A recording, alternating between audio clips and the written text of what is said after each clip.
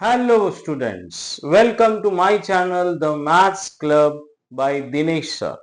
Conic section में parabola और parabola के एक्सरसाइज 7.1 का अगला क्वेश्चन आपके लिए।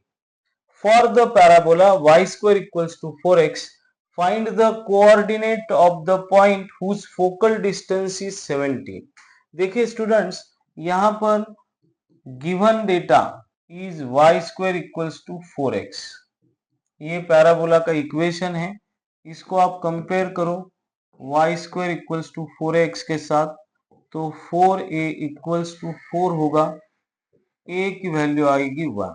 फिगर निकालते हैं स्टूडेंट्स। देखिए फिगर में आपको ये पैराबोला है जिसका इक्वेशन आपको दिया हुआ है y square equals to 4x।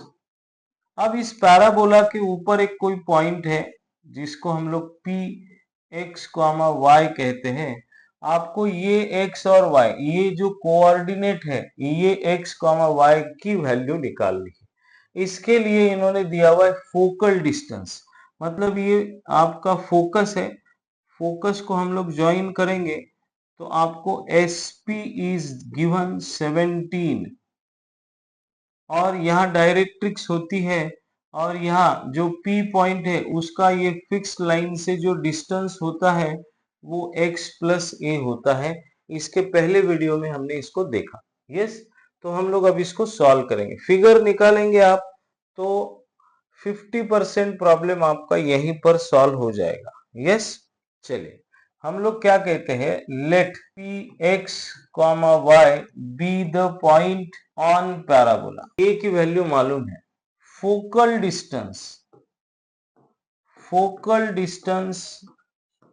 Is SP और SP की वैल्यू है x प्लस a और x प्लस a की वैल्यू है 1। और ये जो 17 है, ये दिया हुआ है आपको इधर। अब ये 1 इधर आ जाएगा तो आपको x की वैल्यू मिलेगी 16, करेक्ट है ना। अब x की वैल्यू 16 मिली तो कोऑर्डिनेट में x की वैल्यू तो आपको मिल गई। अब आपको y की वैल्यू लिखनी है, तो ये जो 4x y square equals to 4x आपको गिवन है, put x equals to 16 in 1, we get y square equals to 4 into x, x is 16, 16 4 जा 64, तो स्क्वायर रूट लेंगे दोनों बाजू में तो आपको y मिलेगा प्लस और माइनस 8। तो कोऑर्डिनेट्स, फाइनल आंसर क्या होगा स्टूडेंट, देयरफॉर कोऑर्डिनेट्स इतना लिखो, x की वैल्यू तो 16 है, एक बार 8 और दूसरा 16 माइनस 8, ये कोऑर्डिनेट्स आपको यहाँ पर मिलने वाले हैं उस पॉइंट के, पॉइंट P के कोऑर्डिनेट। यस, तो देखिए कितना आसान है, बहुत आसान है, प्रैक्टिस करेंगे तो 100% आएगा। Find the length of the latus rectum of the parabola y square equals to 4x passing through the point 2, -6। देखिए स्टूडेंट, आपको गिवन में क्या है, equation of parabola y square equals to 4ax। आपने 4a की वैल्यू निकाल ली तो वही वैल्यू लेटेस्ट रेक्टम की लेंथ होती है। हम लोग इसको इक्वेशन 1 बोले। अब ये पैराबोला पासिंग थ्रू 2, -6, तो ये इक्वेशन इस पॉइंट को सेटिस्फाई करेगा या ये पॉइंट इस इक्वेशन को सेटिस्फाई करेगा।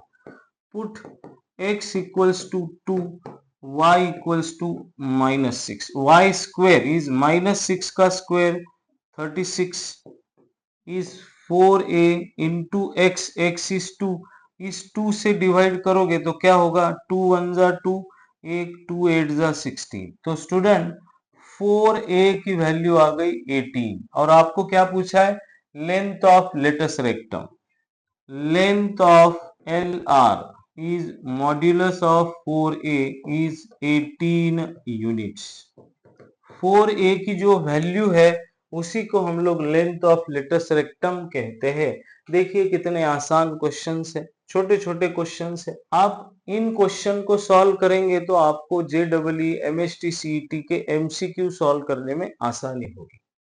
Find the area of the triangle formed by the line joining the vertex of the parabola x square equals to 12y to the end points of the lattice rectum। देखिए क्या कह रहा है, solution x square equals to 12y।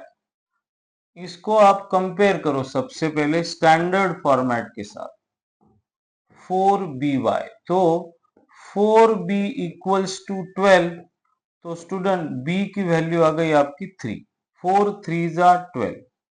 अब यहाँ पे इस parabola की फिगर ड्रॉ करेंगे तो ये पैराबोला इस तरह का होगा, x square equals to 12y, positive है इसलिए y एक्स एक्सिस के ऊपर axis of symmetry is y। ये वर्टेक्स है, ये फोकस है माने। अब ये फोकस में से पास होने वाली लाइन इज लेटस रेक्टम। अब हम क्या करेंगे, वर्टेक्स से एंड पॉइंट को ज्वाइन करेंगे। देखिए ना यहाँ दिया हुआ ज्वाइनिंग, ये फिगर मैंने ड्रॉ की है। क्वेश्चन एक बार पढ़ते हैं। Find the area of the triangle form by the line joining the vertex of the parabola X square equals to 12y to the end points of latus rectum. अब X square equals to 12y is given, compare किया 4b की value 12 तो b की value 3 हो गई। देखिए students, ये x square equals to 12y का जो फिगर है वो इस तरह से होगा। ये O पॉइंट इज वर्टेक्स, ये S में से पास होने वाली जो लाइन है इसको हम लोग लेटस रेक्टम कहते हैं। End points of latus rectum A and B, ये दोनों को A का कोऑर्डिनेट B का कोऑर्डिनेट। अब आपको लेंथ ऑफ AB चाहिए तो ये लेंथ ऑफ AB होती है length of latus rectum, 4B की वैल्यू 12 यूनिट्स। अब ये जो हाइट है, अब लेटस रेक्टम ये y एक्सिस को हमेशा परपेंडिकुलर होती है, तो OS की लेंथ 3 है और आपको इस एरिया के बारे में पूछा गया है, आपको ये एरिया फाइंड आउट करना है। यस, तो एरिया निकालने के लिए आपके पास, आपने बचपन में ही ये फॉर्मूले पढ़े हैं। Area of triangle OAB is half into base into height, आपको ये मालूम है। यस, अब बेस ये हो गई, हाइट ये हो गई, तो 1/2 into base, base is 12 into 3 is height, तो 2 6 जा 12, 6 3 जा 18, तो एरिया इज 18 स्क्वायर यूनिट्स। देखिए स्टूडेंट्स कितना आसान है ना। तो ये सारे क्वेश्चंस को आप लिखकर सॉल्व करेंगे तो ये आपको जल्दी से जल्दी समझ में भी आएंगे और सॉल्व करने की प्रैक्टिस से आपकी स्पीड भी बढ़ेगी, लिखने की स्पीड बढ़ेगी। Yes, if a parabolic reflector is 20 centimetre in diameter and 5 centimetre deep, find its focus. अब देखिए रिफ्लेक्टर है, रिफ्लेक्टर दोनों भी वैल्यू पॉजिटिव है, तो हम लोग क्या करेंगे, रिफ्लेक्टर तो इस तरह का ही होता है, आपको पता है। यस, तो ये डायमीटर आपको गिवन है 20 है। अगर 20 है तो ऊपर 10 होगा, नीचे 10 होगा। ये डीप डीप दिया हुआ है 5। अब इसका मतलब है x coordinate is 5, y coordinate is 10, तो ये जो रिफ्लेक्टर है ये पैराबोला के शेप में है और ये पैराबोला इज पासिंग थ्रू 5, 10 और इस पैराबोला का इक्वेशन आपको पता है y square equals to 4ax, है ना। तो equation of parabolic reflector is, let equation of parabolic reflector is y square equals to 4ax।